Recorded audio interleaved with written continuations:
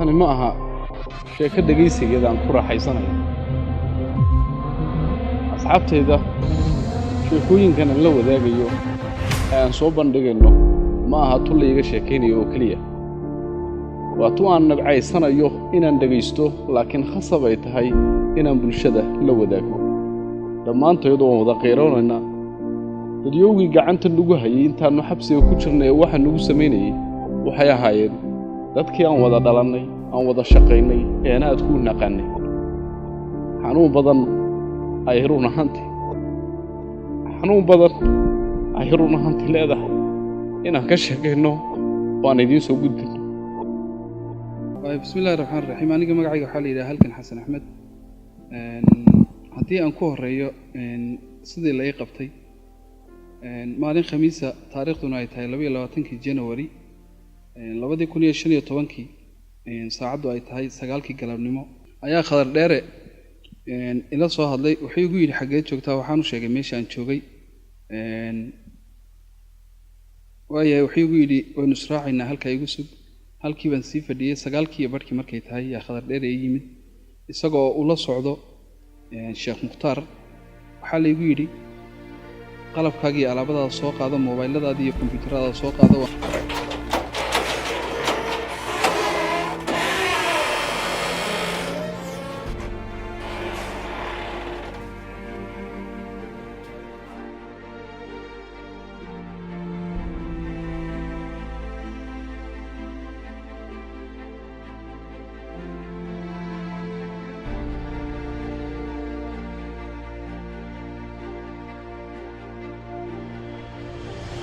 soo qaatay waan soo raacnay. laba meelood ayaa waxaa la isii mariyey guri magaalada ka mid ah oo halkaana uu Khadar Dheere uu nin igu soo yidhi Khaliil Cabdishakuur la yidhaaho. halkii baana laga soo qaaday. waxayna la soo wadaba waxaana la keenay guri magaalada dhexdiisa. gurigaas oo ah guri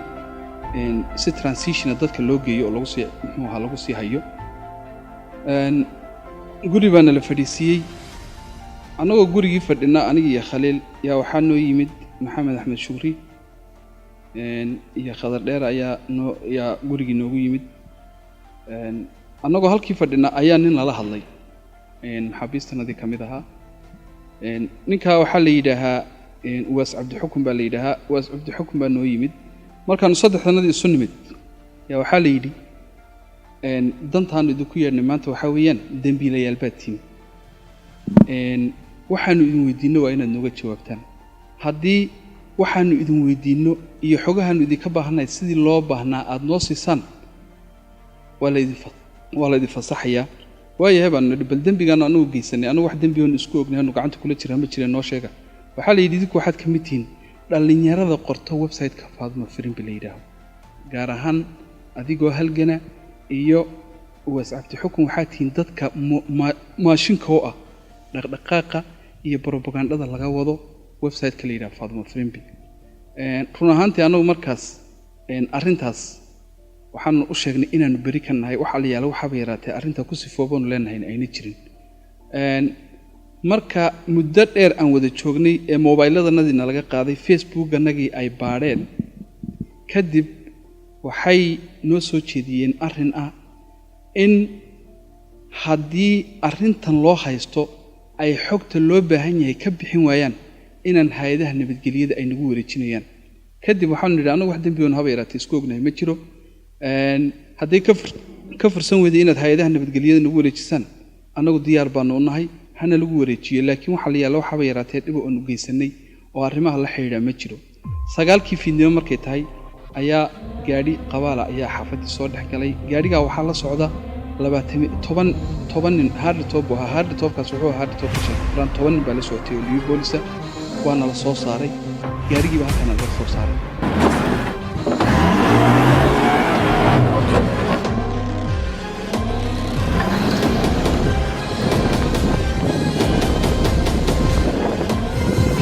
sidii nala soo waday waxaana la kala jeel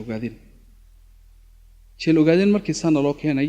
tallaabadii ugu horreeyay la qaaday waxay ahayd dhammaan in dharkana laga bixiyo. waxaana lagu soo reebay saddexdanadiiba nigis keliya ayaana lagu soo reebay. kadib ciidan fara badan oo asluub ayaa meeshii nala keenay lambar 8 baa naloo xidhay waxaa la isu xidhaa qaabka ugu foosha xun ee la isu xidhay ugu dhib badan waxaa weeyaan lambar 8 lambar 8 baa naloo xidhay kadib shafka ayaa shafka dhulka naloogu qabtay muddo waxay silsiladaasi muxuu ahaa aanu la rafanaynay aan qiyaasaya inay tahay 3 saac ilaa heer ay silsiladii intayna gasho ya uu bilaabay in gacaanigi ay dhig ka daato annagoo ciqaabta noocaas ku jira yaa marka ay saacada aan ku qiyaasay xilliga saacad ma hayne inay tahay 7 saac ee dambe 1 dambe yaa qabal annagoo silsiladaysan oo nigisyadii xidhan oo dhiigayna ayaa nala saaray waana la qaaday qabal bana lagu saaray waana la waday maanan garanin run ahaantii meesha la yaala meelna lagu wado laba qabaal oo kalena way nabada socdaan oo ay askar fara badan saaran tahay waxaana la geeyey gidibkaana la geeyey 3 goobood bana loo qaybiyey 3 nin walba waxaa la raaciyey ilaa 10 nin oo askar baa la raaciyey oo ninba ninku ka xoog badnaa kadib waxaana lagu bilaabay in biyihiina la geliyey gidibka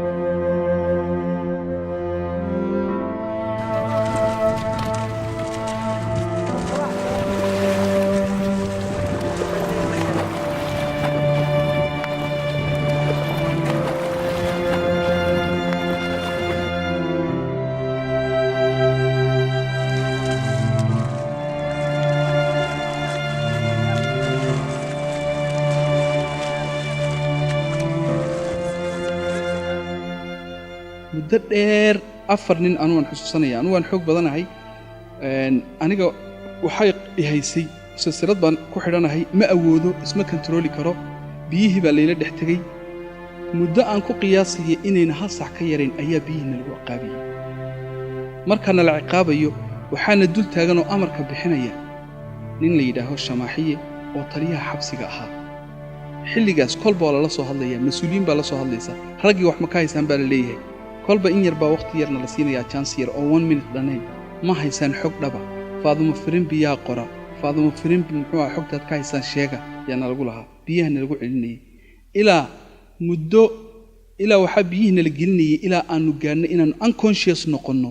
oo totally runaantii aanu ma ogeyn gool gidibka la geeyeen baan ogaa laakiin mar la iga keenay ma ogeyn marka aan ogaaday ee igu dambeysay igu xigtay miyir waxay ahayd habeennimada aroornimadii dambe markay 4 saac ahayd yaan sarkay anoo qol yar oo sibira dhex fadhiya inta ka horeysay oo dhan maan ogeyn run ahaantii waan xusuustaa inay meeshan tahay meel la isku ciqaabay caqabad waxaan ogaaday markii aan soo miirsaday yaa albaabkan soo fiiriyay magac baan ku arkay magacaasi muxuu ahaa Khadiir Cabdiraxmaan baan ku arkay oo hadda ka hor muddo ku xidhnaan jiray halka caqabada ku jiray oo iga sheekin jiray marka waxaan xusuustay caqabadu iga sheekin jiray Khadiir ee uu ku jiray inay caqabadan tahay markaasan soo miir aniga igu horeysay kadib caqabadii sibirka ahayd dhaxan aad u badan baa jirta waxaan ku jiray aniga oo dhaawaca oo gamcuhu dhiigayaan oo laba kada qamxood qaadi karin muddo 17 cishaan ku jiray oo ay barreen gamcuhu infection intay qaadeen aan labada qamxood qaadi lahay cunto ma cuni karayo musqul ima geynayo meesha gudaheedan ku saxaroonaya 17 cisho kadib yaa waxa la iga soo saaray meeshii caqabada ahayd anigoo wari nigiskii xidhan anagoo 7 ayaana la soo saaray waxa la isugu kana keenay jiingad yar oo cidhiidhiya oo aad u kulul habeenkii qabow maalintiina kuleyl aadan joogi karin dushayna naga xidhan tahay waxaan nahay 7 nin aniga Siraaje Xaaji Mataan Khaliil Khadiir Ahmed Saafi 7 noocaas aan nahay waxaan ku jiray 22 cishaan halka ku jiray waanu bedelanay waanu casaan nooc kala noqonay waayo habeenkiina waa qabow maalintiina waa kuleyl maydh ma helo biyo ma helo waxba ma helo cuntadana la siinayaa waxa weeyaan furun engegan oo naftaadu ogolaanayn ma raba inaad cunto bariiskana la siinayaa waxa weeyaan bariis biyo intii lagu shubay laga soo rogay oo aan cunahaaga ka degin cunahaaga aan ka degin oo waxba lahayn saliid lahayn waxba lahayn oo damiirkaagu xitaa ay adag tahay in maad garanaysaa aad qodato qaadato runaantii markaanu in muddo halka ku jiray aan ku qiyaasay inay bil ahayd ya inuu halka ku dhex saxaroonaynay halka ku dhibaataysnayn meeshaas marka sibir ma ah runaantii laakiin waa carro wax gogol ma haysano 22 ka cisho waxaanu xidhanahay nigis baan xidhanahay intanadaba 22 cisho markaanu halka ku jiray ya habeenada kamida markay saacadu ahayd 7 saac habeenimo ya waxaan noo soo galay taliyihii xabsiga iyo askar muxuu ahaa isugu jirta liyu boolis iyo asluub dhamaantano sidii caadada ahayd in loo xidhi jiray baan loo xidhay number 8 baan loo xidhay baabuur qabaala ayaa dabadana laga saaray waxaan nidhi xageed ugu wadan wuxuu yiri madaxweynihii baa la idin geenaya waxaan ku nidhi hadii madaxweynahana loo geenayo sababta anagoo qaawana loo geenayo ama naloo xidhaya maxay tahay waan xusuustaa taliyihii xabsigu markaa wuxuu igu jawaabay waxaan tusaynaa madaxweynaha oo ku qancinaynaa inuu ogaado ama uu xaqiiqsado idinka in heer kale idin ciqaabaya inta ay tahay ya marka waxa laga yaabaa buu yiri hadii aanu idin geenin idinkoo qaawan oo sidaan u ciqaaban inuu idin naxariista laga yaabo marka madaxweynihii baan idin geeninaa runtii anagu marka waxaan isniri hadalkaas waa run madaxweynihii baa idin geenaya laakiin sheekadu sheeko kale noqotay halkii baan laga soo saaray markii xabsigana laga soo saaray eenu ka soo soconay xabsiga muddo aan ku qiyaasayo inay ahayd mitir aan ku qiyaasayo 1 kilometer waxaan ka badnayn yaa meel nala istaajiyay ciidankii asluubta ahaa ee nala socday oo dhan waana laga reebay waxaa nagu soo haray taliyihii xabsiga keliyada mugdi weeyaan dhulku halkan waxaa ka soo baxay labada dhinac ciidamo liyu boolis oo qoriyo wata oon ku qiyaasay inay tirada ahaayeen 7 nin ahaayeen 7 nin baa nala soo saaray waana la soo kaxiyay magaaladana laga saaray runtii waxaan xusuusanayaa oo garanayaa xagaas iyo muxuu sheekh Nur Ciise ayaa naloo saaray runtii waan garan weynay anagoo silsiladaan ku xidhanahay liyu booliskina soo raacay madaxay naga istaagayaan marka xagga naloo saaray waxaan ogaanay meesha naloo wadaa inaan ahayn meeshii uu sheegayay madaxweynaha inaan naloo wadin kadib waa nala waday runaantii marka waxaan isnay runtii waa la idin soo dilayaa waayo wax kale oo marka istusi karayna ma jirto wixii nala sii wada muddo waxaana laga saaray magaalada 3 kilomitir anu ma garanayn runtii ma garanayn meelna lagu wado meel mugdi ayaana lagu dajiyay kadib meel aad moodayso biyo xidheen oo kale oo marka anaga nagu cusbay runtii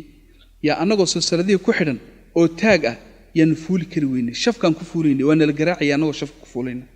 kadib markaanu meeshii kornay yaa shamaxiye yaa wuxuu igu yiri halgan maad isku soconaysaa oo ma sheegaysaa Faadimo furan bir ruuxa qora iyo maad garanaysaa passwordka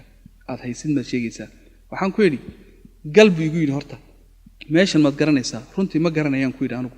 markaan biyaha u dhex istaagay waxaan gartay meeshani inay tahay meel wasakh ku jirto waayo xaar ba ka soo uraya kadib mid anaga naga mid dhalinyarada ayay yaqaanay meesha waxaan ku yiri xaaji mataano meeshan maad garanaysaa wuxuu igu yiri waa meesha xaarka magaalada lagu shubo halkii baan la geliyay dhamaantan ya xaarkii baan la geliyay muxuu ahaa inta dhagaxaan weyn baan lagu garaacaya waxa la leeyahay iyagu way diidayaan inay galaan meesha laakiin dhagaxaan weyn baan lagu garaacaya galba la igu yiri waan galay xaarkii baan gebigeygu soo dhex galay ana ugu horeeyay ya waxa la igu yiri waxa ma haysaa waxa ma hayaan ku yiri waxa la yaalo waxana ma jiro ya kadib waxaana lagu bilaabay in la garaaco xaarkii baan la dhex geliyay muddo 2 saac yaanu xaarka kulbana la gelinayo oo xaarka ku dhex jiray waan xusuustaa waas Cabdi Xukun iyo Siraaji way ku dhiman gaadeen xaarka dhexdiisa way ku dhiman gaadeen ilaa heer iyagu intee aaminaan inay ku dhintaan waayo uu kula degaya xaarkan uu kula sii soconaya iyagiiba intay dharkoodii la soo dhex galeen ya Cabdi Xukun iyo Siraaji ka soo jiideen markii Siraahi way ku dhimanayaan meesha habeenkii oo dhan halkaasna lagu ciqaabiyay waana laga soo saaray halkii baan laga soo celiyay jingadi baan lagu celiyay anagoo xaarkii u xiray Allah bilood biyana lama siin lagama maydin marka muxuu ahaa waxaan soo dhaafay markaanu halkaa ku jirro waa lala soo hadlayaa shamaxii haye aabbo halkaas waan ku hayaa raggii xaarkiibay ku dhex jiraan waxaa la soo xidhiidhaya waan anuu garanayaa codkiisa inuu madaxweynaha icon kula soo hadlaya wuxuu leeyahay raggii wax ma ka haysaa meey waxba weli kama hayo laakiin xaarkiibay ku jiraan muddo kadib markuu annaga waxba naga waayey ayaa halkiina laga soo saaray waana la geeyey xabsigii silsiladihii baana jaraya ilaa eega silsiladihii wakaa halkaa way igu yaalaan ilaa eega wakaa silsiladihii muxuu ahaa waagii laygu xidhay wakaa nabarradii wakaa way igu yaalaan dhinac walba iga yaalaan nabarradu halkaas wakuwa halkan waa kuwa waa silsiladihiina jarayay silsiladihii siday naloogu xidhnaayeen yaa meeshiina lagu soo celiyay haddana jingadii yareed baa nalagu xidhayay unconscious anna baa dhammaantana muddada aan kuu sheegaya 2 bilood xaarkii baa naalma naga meelay sibid waxaan seexanaynay muxuu ahaa carran seexanaynay waan xusuustaa heerka ay dhaxan ka gaadhay khaliil ninka noogu yar buu ahaa wax yuul yar buu ahaa oo la fiir oo muxuu ahaa aan iska xajinayn dhibkan oo dhan yaa gacanta axmed saafi uu barkan jiray kolba annaga midnaga mida yaan dhihi jiray gacantanada barka khaliil gacanta dad dheer baa halka ku jiray waxir kadib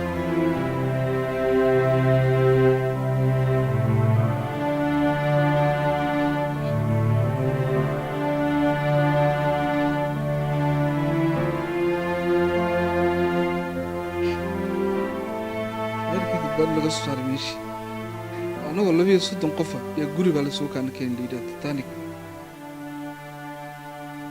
guriga dushaana lagaga xidhay Google ma laha waa sibid weeyaan Google ma laha dhammaantan 230 kanagi baa la soo kaana keenay halka dhar ma haysano maalintii la soo xidhay aniga January 22keedii ahayd 7 bilood kadib yaa iigu horreysay inaan arko ama ay ogaadeen qoyskanagu inaan noolahay 7 bilood kadib yaa inaan noolahay inaan dhintay aniga keliyata maaha dhammaantanada 7 bilood markaan joognay ayaa qoysaskanaga nala tusay 7 bilood halka ku jiro biyo ma helo meydh ma helo musqul ma helo guriga dhexdiisa yaa intaanu jeerigaan kala goynay oon laba dhagax dhiganay yaanu halkaasaan ku dhex saxarona wax saxarada naga qaadaa ma jiro waan ku xanuunsanaynay waan ku rafaadaynay waxyaalaan xusuusta waxaa ka mid ah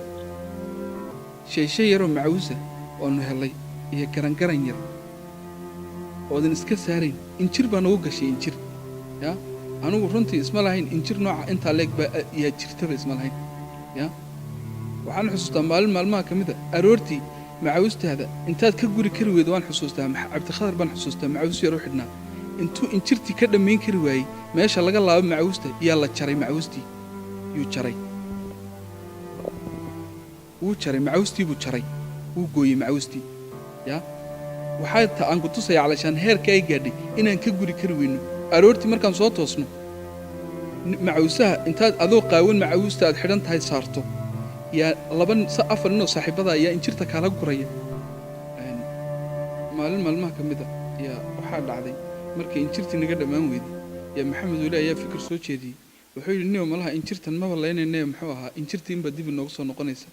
wuxuu yidhi qorshaan qaadana maanta bac intaan soo qaadna buu yidhi aan ku ururino waxaan xusuustaa waan tirinaynay markaan ku guraynay 2700 xabo injira yaan bac ku guray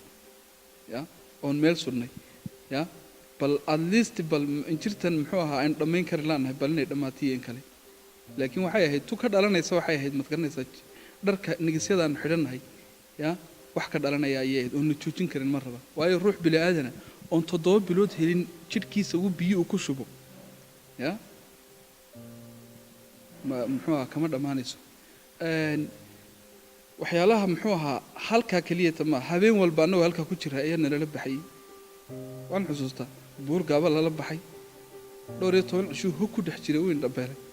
aniga lala baxay hog baa la igelinayay yaa dadku waxaa laga yaabaa inayna rumaysan hog dheer weeyaan oo almost 8 mitir hoos u qodan yaa oodan ogaanaynin in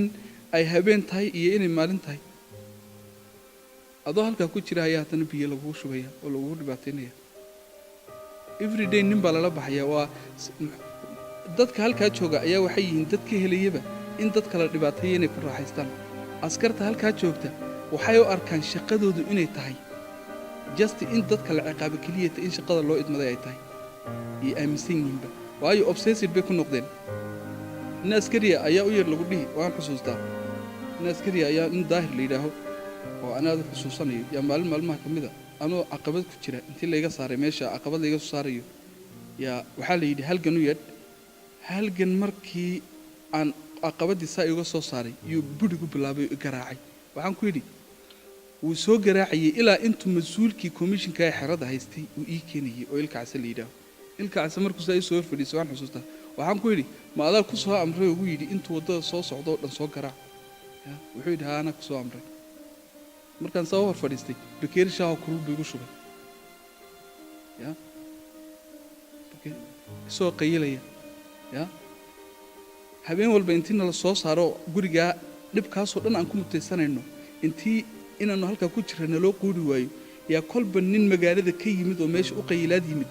yaa inuu satisfaction ka hela habeen walba intii mid annaga ka mida nala soo saaray yaa hortooda nalagu garaacayay muddo dheer kadib markaan halkaa ku jirray waxaa la yidhi intaan dhaafay waxaa weeyaan timaha nalaga xiray waxaa la yidhi timaha waa in laydin dhukuro dhammaantiinba waa nalaga dhukuri jiray timaha nalaga dhukuri jiray waxaa lagugu dhukurayaa oo lagugu xirayaa hal makiinada ayaa waxaana loogu xirayaa annagoo 30 ruuxa adoo ilmada iska tiraya oo yaadan ooyi karin makiinada maad garanaysaa 30 hal ruux bayna makiinadii u xirin annagoo 32 qof ayaa hal makiinadana loogu xirayay oo madaxanagu dhiigu naga daayay oodan ka hadli karin lagu garaacay haddaad tiraahdo muxuu ahaa war uma adkaysan kara xanuunkan kadib markaan muddo dheer intaa ku jirray waana laga soo saaray markiina laga soo saaray xerada annaga run ahaantii maxaabiista kale maadaama uuna inta siyaasadu xidhan waana laga ilaalin jiray inaanu dhex galno muddo kadib ayaa waxaa dhacday in nala geeyo maxaabiistu meesha ay muxuu ahaa ku dhaqnay waan xusuustaa dadka halkaa ku xidhnaa muddo muxuu ahaa waxaan ku qiyaasayaa xilligaa marka nala geeyey halkaa 5 kun inay ahayd tiradoodu anigu waan xusuustaa waxaa la geeyey guri 17aad la yidhaaho gurigaas waagaa aanu xerada galay annagu kiis bay dadku u xaraysan yihiin aniga waxaa laygu xareeyey guri la yidhaaho 17aad oo ay degan yihiin dadka ku xidhan dembiga dilka ah gurigaa waxaa ku xidhnayd waa arrintii iigu layaabka badnayd waayo hal guri oo 8 iyo 4 mitira yay ku muxuu ah xidhnaanayaan dad ay tiradoodu gaadho 200 iyo something sariiraha yaalaana waa 230 xabo waxaana ku xidhan guriga 200 iyo dhowr iyo waxaan qiyaastii 200 iyo dheeraad baa ku xidhan siyaado yaa ku xidhan waa arrintan rumaysan waaye halkaa waxaa ku xidhan dad waalan baa ku xidhan oo almost muxuu dhowr iyo 10 ruux oo waalan yaa ku jira dadka dhexdiisa guriga dhexdiisa ayaa habeen walba waxaad arkaysaa nin miskiina oo maxbuusa oo la garaacayo la dhibaateynayo aniga nin cabdirasaaq la yidhaaho ayaa gurigaa nala geeyey nasiib wanaag waxaanu seexan jiray dhulkaan seexan jiray waayo halkaa guriga dadku badni wuxuu ka qabo ruuxa kugu xiga marka uu isrogayo waa inuu ku toosiyo adiga haddii kale isma rogayo waxaana loo sameeyey nin sinasraad la yidhaaha ka shaqeeya oo shaqadiisu wax kale ma aha inuu dadkaa un kala seexiyo cidhiidhi heerkuu gaadhay muddo dheer baanu halkaa ku jirray markaan muddo ku jirray halkaa waxaa dhacday markii ay ahayd 2008 bishii 8 yaa waxaa dhacday in maxaabiis ka mida maxaabiistii siyaasadda u xidhnida oo nalaftay oo la leeyahay been baad sheegteen qoryo aan jirin baad sheegteen nin waxaa jiray la yidhaaho maxamed sheekh aadan oo ka soo jeeda gobolka Qabridahar ninkaasaa wuxuu markuu xogaha bixinaya wuxuu sheegtay inuu qori BKM hayo maxamed sheekh aadan waa la soo qaaday waxaa la keenay meeshii uu ku sheegayay qorigii baa laga waayey kadib waxaa la yidhi dhammaan wixii ururkaa sheeganayay qoryo sheegatay oo dhan been bay sheegayaan ha la soo saaro waxaa la soo saaray dad 200 oo qof meelaha gaadha 200 ee qof waxaa la keenay meel yaroo madraka oo muxuu ahaa xabsiga dhexdiisa 200 iyo 300 askar gaartaa la keenay oo biro wadata tuubooyin wadata waxaa la yidhi ha la garaac raggan ha la maro waxaa nin walba looga tegay nafka dhowr kadib maxaa bilaabatay in ay shakhsiyaad iyaga ka mid yihiin la yidhaaho waxaad qirataan dad inay idinka dambeeyeen inaad kacdoonkan samaysaan dadku isku wada shakhsiyad ma aha shakhsiyaad marka iyaga ka mida oo muxuu ahaa aananigan muxuu ahaa inaan magac dhaba aanan rabin laakiin aan xusuusanayo oo qoliyihii orar ka mida yaa waxay yidhaaheen arrintan oo dhan waxaa ka dambaysay qolyahan dhallinyarada ee siyaasadda u xidhan inaanu kacnaba annaga markaa dhib baa noo bilowday maalinta laga bilaabo 2008 bishii 8 habeen ay salaadii subax ay ku soo dhowdahay roobna uu aad u daayo bishii abriil iyo ku egtahay baan jeclahay waa gu yana la soo saaray dhammaantanno waxaana loo bilaabay ciqaabtii ugu xumayd baan loo bilaabay dhammaantanna horta dharkaana laga wada dhigay ya roob baa da'aya 4 cisho yaad bannaanka taagnaanaysaa oo roobku kugu da'aya muddo 4 cisho markaan roobku taagnayn annagoo nigis xidhan dhammaantanno ya ragga naga nigisyada xidhan ee isku qaawanaysa dhex joogna waxaa ka mid ah mid laba kala qabta wax ya ku gabadhiisa la qabo dad dhammaan isku wada xilli weeyaan ya intii la wada qaawiyey iyo roobku nagu duldii jiray waxyaalahan weligay loobin waxaa ka mid ah habeenada ka mid ah yaa waxaa dhacday anaa la soo kaxeeyey waxaa la yidhi nin baa halgan si gaara wax uga sheegay roob baa aad u da'aya waxaa jirta meel boy ah oo biyaha ka soo dhaca guryaha ay saa u maraan baa jirta halkaas aniga la geliyey laba ninoo liyo muxuu ahaa boolisa oo raincoat xidhan biyaha gibida ka yimaado dhan baa meesha maraya waxaa la yidhi halkaas ha ku jira baa la yidhi caawa oo dhan waa la iseexiyey intii la iseexiyey laba ninoo liyo muxuu ahaa boolisa yaa isku kay bedbedelaysa haddii aan isdhaqaajiyo oon saa isu yar jimicsayda ama biyaha iska rogaan isdhaho waa lay garaacayaa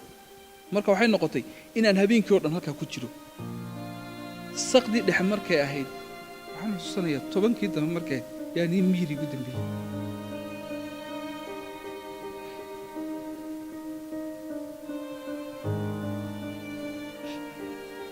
aroornimadii waxaan ku soo toosay dadka muxuu ahaa maxaabiista furanka u soo qaada aroorta quraacda jaqaftooda ayaan kusoo baraarugay isma ogeyn unconscious baa noqday aroortii nin taliyayaasha meesha ka mid ahaa madaxda ka ahay ayaa soo maray ninkoo sidii ii dul taagan oo isku bedbedelayaan wuxuu igu yidhi maxaa ku dhacay hadalkan u deysin ka soo saaray buu yidhi waa laga soo saaray hilibkaygii dhinacan aan u jiifay hordhan wuxuu ku hadhay meesha sibirka idin ku dhac jiray halkaas laga soo saaray waxaan ku soo noqonayaa gurigoo dhibka ugu faraha badan nagu soo maray annaga qababaa la yidhaha qabab waxaa loogu bixiyey waa meesha cadceed ma arka gurigaas 4 dhinacba guryaha ka haya waa guri aad u qabow annagoo 30 iyo dhowra oo qaawan ayaa halkaa la isugu kana keenay ciqaabtii ugu xumayd baana loo bilaabay ciqaabaha muxuu ahaa loogu bilaabay waxaa ka mid ahaa kow in lagu istaajiyo waan xusuustaa annagoo 7 nina yaan taagnayn muddo aan ku qiyaasayay inay tahay 5 cisho yaan taagnayn boolis baa ku ilaalinaya haddii aad dhaqaaqdo ood jimicsays tiraaho waa lagu garaacayaa haddaad gidaarka taabato waa lagu garaacayaa ilaa marka dambe intaad unconscious noqoto ruuxu uu iska dhaco ood qab tiraaho oo sibirka ku dhacdo markaad dhacday laguma daynayo waxyaalahan weligay loobin waxaa ka mid ah nin la dhihi jiray Ibrahim oo muxuu ahaa ree huraala oo yar oo ku xukunaa inuu ahaa seel ololka muxuu ahaa ololka oo aan lafa iyo nin la yidhaaho muxuu ahaa Cabdullaahi Dhuubane yaa sibirka ku dhacay oo askariga booliska yaa sibirka ku dhacay sida loo garaacayay ninka raggaan islahayn nafti baa ka baxday sidii loo garaacayay yay istaageen iyagoo muxuu ahaa caadiya si loo garaacayay saa kaliya laguma deynaya annagu oo taagan yaa anigii maxamed aadan dalab intiina la kaxeeyey yaa intii bannaanka lagu rogo iska rogo idil oo carraa oo niisa oo lagu qooyo oo la kala muxuu ahaa bixiyo carrada yaa halkaa intiina la geliyaan intiina la qooyana lagu ridi jiray ya oo 20 nin aysaa ku haynaysaa laakiin naftu waa cajaayib waxaasoo dhan adaa ku xoog badanaya markay naftu ku qabato ya waxaan xusuustaa carradii dhagaha iga gashay 4 bilood markaan sidaa idhaah dhagaha iga soo daadan jirtay ya halkii intiina lagu soo celiyey annagoo carradii leeyaan carradii haddana taagnayn quruurixii carradaasi anagii maxamed aadan iyo foosi iyo saalax faroodhi iyo intuu lugaha naga galay yaanu sida qodaxda iska soo fadhi jiray qodaxda sida qodaxda waxyaalahan ilooyin weliga waxa kamid ah 3-4 habeen markaan taagnaa 4 habeen yaa nin kaaba ahaa oo maxamed cabdi xaashi la yidhaaho oo hayb ahaan ka soo jeeda magaalada Dhagaxbuur oo isagu waxbana aan ku tiri jirin laakiin la yidhi raggan horjoogaad ka tahay arma badana ahaan jiray yaa garasho anigay garanayo ya wuxuu sidii halgan bal maxaad u samaysaa maanta oo naxariis oo ugu naxariisan kartaa oo adna dhib ka soo gaarin karin November wuxuu yidhi halgan dhaqdhaqaaq buu deyn waayay musqusha lagu xareeyo musqusha waxa weeyaan musqul yar oo 1 meter square oo aan biyo lahayn oo saxaradan ku saxarayna isa u tuulantahay ya meeloobo wuu in naxariistay ninkaasi wuu in naxariistay wuxuu yidhi halgan maxaad u samayn kartaa waayo muxuu iga badbaadinayaa taagnaankan taaganahay buu iga badbaadinayaa ha xaar baan habeenkii dhexurday laakiin maxay aniga ahayd habeenkii igu raaxo badneed baa weliga yaallahina meeloobo feverka uu sameeyay wuxuuna igu sameeyay wuxuu ka dhigayaa inuu aniga ciqaabayo ya oo waayo hadduu in yar oo naxariis isaga laga dareemay isaga la dhibaateen laakiin aniga wuxuu ii sameeyay fever bii sameeyay habeenkaas waxay habeen kaliya teen seexdayba muddo 3 bilooda oo sibir jiifnaa anagu cuntaday noqotay aroortii waxaan la siin jiray bakeeri yar oo shaaha oo bakeeri ana ma garanayo kulli wax isticmaalo oo meel lagu isticmaalo ma garanayo caag ah yaan lagu siin jiray in yar oo shaa iyo xabad furan kooda saace habeennimana biyo maanan lahayn biyo waxaa lagu siinayaa koob yar oo biyo lagu siinayaa 24 hours roob la noo qiyaas jiray nin roob la yidhaaho yaa noo qiyaas jiray biyaha markay kooda saace fiidnimo gaadhay waxaan la siin jiray makaroni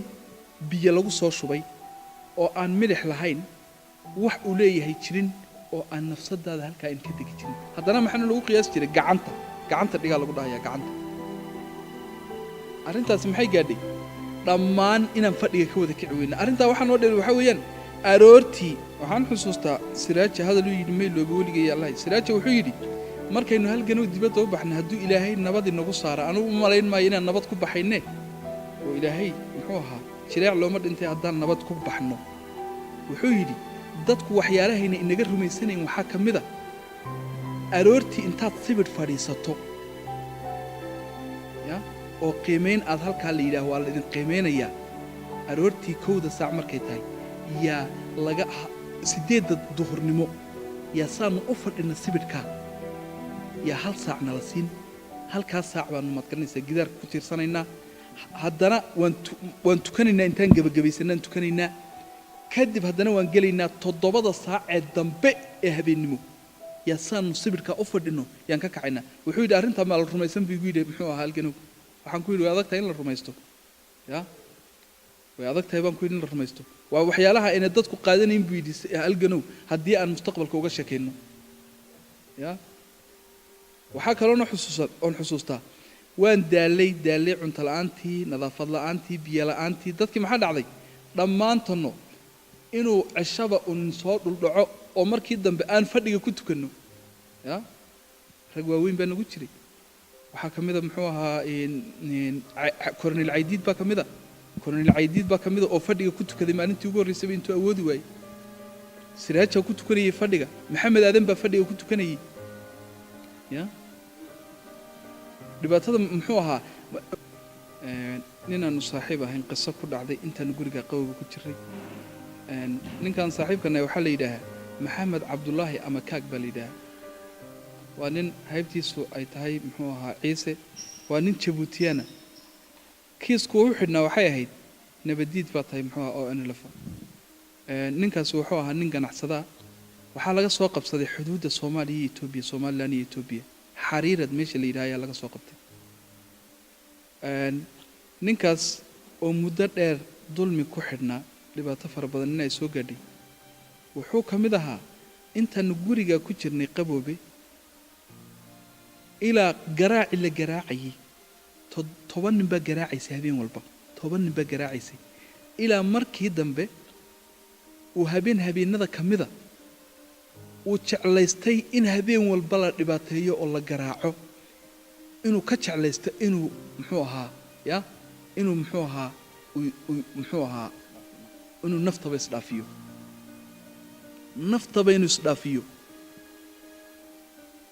heerkaasuu gaadhay garaaci la garaacayay wuxuu optiona qaatay inuu isdilo waa ruux islaama laakiin dhibku markuu kaa bato ficil walba uu kaa suurtoobayaa maxamed cabdullaahi amakaag wuu isgowracay maxamed cabdullaahi amakaag wuu isgowracay intii halkaa laga qaaday oo kaaramarre la geeyey isagoo isgowracay yaa the whole night la garaacayay the whole night isagoo kooma ku jira intii la soo toosiyey yaa la garaacayay maxamed cabdullaahi amakaag waxyaalahana weligay iloobin weeyaan markaasaa isagoo silsilad saa ugu xidhan oo dhiiggu jidhkiisa qariyey yaa waxaana lagu lahaa ma eegi kartaan lama hadli kartaan waxba uma qaban kartaan yaa carwaa ninka saa usoo daymooda waa walaalkano run ahaantii waxba maananu qaban karayn yaa laakiin waxaanu dhihi kari weynay adkayso maxamedoo adkayso yaan dhihi kari weynay waayo maxaan ka cararaynaa dhibaato kasii badan tanaan ku jira inaynu soo gaadho inaanu ninka walaalkanaan dhaahno waa adduunya adkayso maxamedow waxaan aad u xusuustaa ninbaa wuxuu yidhi buurgaaba ayaa labtobkiisii waxaa haysa gabadhiisoo hargeysa joogta buurgaaba ciqaab fara badanba waxaa lagu mariyey inuu laabtoobkaa keeno laakiin laabtoobka lexjecle kama haynin ciqaabta inuu ka baxo inuu laabtoobka keenaa way dhib yartahay laakiin wuxuu ka cabsanayay gabadhiisa hargeysa ka imanaysa ee laabka toobka soo qaaday suu cabsanayay in la xidho muna laabtoobka rabin laakiin muddo hal sanaa lagu ciqaabiyey buurgaabo laabtoobka xog baa ku jirtee keen laakiin isagu laabtoobka muuna u cabsanayn gabadhiisa hargeysa ka imanaysa uu cabsanayay waa marka koowaad hadday halkan timaado wuxuu ka cabsanayay in la xidho aniga maxay igu dhacday maalmaha ka mida markaanu ku jiray titanic yaa gabadh ubax la yidhaaho ayaa waxaan ku yidhi walaal ubaxay oo narsiga ka shaqayn jirtay waxaad ii keentaa buug iyo qalin si aad iigu keentaba buug iyo qalinkiiba ii keentay waxaan isri dhibaatooyinka faraha badan ee halkan idinku soo maraya at least balniyo recordi garee anugu run ahaantii aqoon la'aan bay haysay waayo xabsigu waan ku cusbaa ma garanayn waxaa ii suurto gashay inaan waxyaalo fara badan qoro kadib maalmaha ka mida yaa anoo xerada ku jira yaa waxaa la yidhi waa la isoo saaray habeen badh waxaa laygu yidhi buuggii aad qori jirtay markaad qawiga ku jirteen keen waxaan jeedaa titanic markaad ku jirteen waa inaad keentay halganow marka nin muxuu ahaa ogaa inaan anigu wax qorqori jiray yaa wuxuu is yidhi xumaan kama ahayn isaga waa la ciqaabay aad baa loo ciqaabay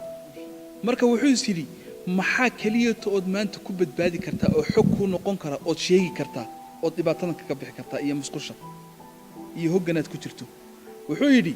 arrinka keliyateed maanta kaga bixi kartaa waxaa weeyaan iyaguna ay u arkayaan arrin muhiima inaad sheegto wuxuu halgan waagi qori jiray wuxuu yidhi halgan baa waaganu titaani ku jiray buu qori jiray xumaan kama yeedhsin waxaa keliyatoo ka yeedhisay inuu dhibaatada ka baxo anaa habeen bar layla soo baxay waa laygu bilaabay garaac baa laygu bilaabay anu baydii way horta muxuu ahaa garaaca waxaaban ka mid ahaa dadkii 4 bilood loo qoray in la garaacuun maalin walba 4 bilood inayna dadku rumaysan ba laga yaabo yaa jilaac muxuu ahaa garaac loo dhinto marmar sometimes as day yaa 4 bilood baa aniga ii qoraydba sidii muxuu ahaa xilligii abay macmiil liidi oo lay garaacayo maalin walba la soo saarayay marka waxaan wuxuu yidhi halganba buu qora waxaa la yidhi buuggii keen waxay gaadhay ilaa muxuu ahaa cabdiili bay gaadhay xitaa oo la yidhi ninkii halgan ahaa isagoo xabsiga ku jiro buu qoraa buuggii keen baa la yidhi buugga markaanu intaan waxaan ku rekoordi gareeyey dhacdooyinkii meesha ka dhacayay oo dhan yaa gabadhii buugga ii keentay baan u dhiibay oon ku yidhi waxaad iigu geysaa xaafaddeydii xaaskaygii gabadhii way soo qaaday buuggii way keentay xaafaddeedii keentay xaaskaygii gabadheedii u keentay waxaa la yidhi ishuugii ugu khatarsanaa buu ahaa 8 cisho yaan waxaan ugu jiray buuggaa inaan caqabad keeno musqul baan ugu jiray arrintii igu la yaabka badneed waxay ahayd aan xusuusto anoo musqushii ku jira yaa qorshaha waxaa soo baxay culimada xabsiga ku xidhan ayaa cabdi ilay falaysa oo jinaaso ku tukatay waxaa la yidhi wixii culimo ah ee xabsiga ku jira oo dhan ha la soo saaro waxaa la soo saaray 70 nin oo 5,000 qof ka mid ah waxaa la yidhi cabdi ilay baad habaarayseenoo jinaasaad ku tukateen waxaa loo bilaabay culimadii in ciqaabtii ugu darayd la mariyo oo caqabadaha la kala geliyo marka anoo caqabad ugu jira boogii yaa waxaa dhacday anoo ka calacalaya marka labada looyaha la iska garaaca xilliga labada loobaa layga garaacay ma kici karayo inaan gurgurto mooye ma dhaqdhaqaaqi karayo dabadaan ku siqayaa alxamdulilah waxaa laga yaabaa inaana dhihinba meeshii yaradii cidhiidhiga haydan ku jiray anoo dhaawaca oon dhaqaaqi karin een ka calacalayay yaa waxaa dhacday 2 nin oo aan ku qiyaasayay da'dooda inay 70 jir yihiin baa musqushii la igu keenay aniga waan xusuustaa nin sheekh ibraahim baa la dhahayay nin waxaa la dhahayay muxuu ahaa cabdifataax muxuu ahaa sheekh axmed cabdifataax waxaa la dhahayay sheekh axmed simaweyna la dhahayay waa meeshii yaradii aniga igu filan lahayd een gurguuranayay ee musqusha dhexdeeda ahayd yaa waxaa la igu keenay 2 nin oo waaweyn oo mid aabbahay uu ka weyn yahay 75 jir yahay oo sheekh ibraahim la yidhaaho muxuu ahaa raxan weyna oo reeqalaaf oo ashabaab u xidhnaa in la garaaco oo isagoo meyd ka dhowra meyd ah anigii xanuunsanayay baa bogsaday maxaa lagu haystaa odayga waxaa leeyahay qardhaasaad dhigtay madaxweynihii baad fashay jinaasaad ku tukatay waxaasaa lagu haystaa ninkaas waxaa weeye ninaadan u quudheen maadan u quudheen inaad ul ku dhufato marka waa maxay adigii dhallinyarada waad bogsanaysaa markaad aragto muxuu ahaa aabbayaasha iyo awowyada waxa lagu samaynayo muxuu ahaa waad qusanaysaa muxuu ahaa haddaan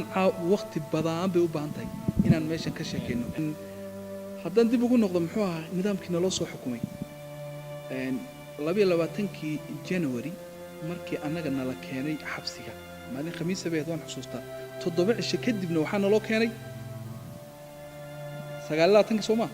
29kiina waxaa naloo keenay waraaqo xukuna nin Bashiir la yidhaahdo arkiifyada ku qoraa iyo naagtii arkiifyada haysatay la dhahayay Saga yaa waxay noo keeneen waraaqo waxay yidhaaheen waa kuwa xukunkiinni anuu waxaan ahaa xilligaas shakhsiyaadka ugu nasiibka badan baan ka mid ahaa xagga muxuu ahaa xukun dheerida anugu waxaa la igu xukumay ma garanayay reasonka 7 malaha 7 waxaa la igu xukumay 7 sano dadkii ugu nasiibka badnaa baan ahay waayo 15 17 waaba kan muxuu sheegaynay 200 iyo muxuu ahaa 30 markaan isku wada daray intan lagu xukumay 230 bay ahayd hadii aan khaldanay 230 marka 230 ka anu 7 baan kala haaba 7daasan lahaa waa 7 muxuu ahaa waa la naxariistay